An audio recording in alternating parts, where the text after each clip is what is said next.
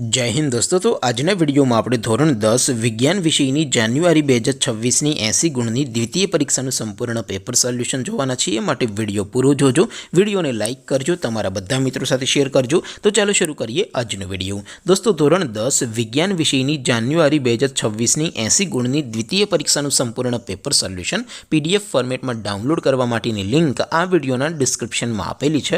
તેના પર ક્લિક કરીને તમે ક્વેશ્ચન પેપરની અને તેના સંપૂર્ણ પેપર સોલ્યુશન एम बने पीडीएफ ने सौथी पहला डाउनलॉड करी सको छो।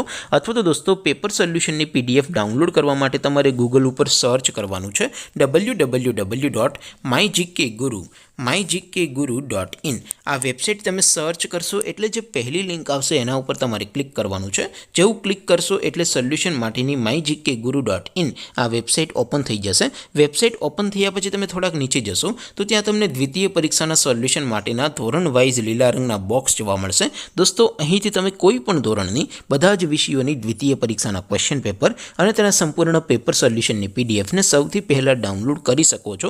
જેમ કે દોસ્તો અત્યારે હું ધોરણ 10 માટે STD 10 વાળા બીજા બોક્સ ઉપર ક્લિક કરીશ। જેવું ક્લિક કરશો એટલે નવું પેજ ઓપન થશે। નવું પેજ ઓપન થાય એમાં તમે સ્ક્રોલ કરીને થોડાક નીચે જશો તો ત્યાં તમને STD 10 પેપર સોલ્યુશન 2026 નું એક બોક્સ જોવા મળશે।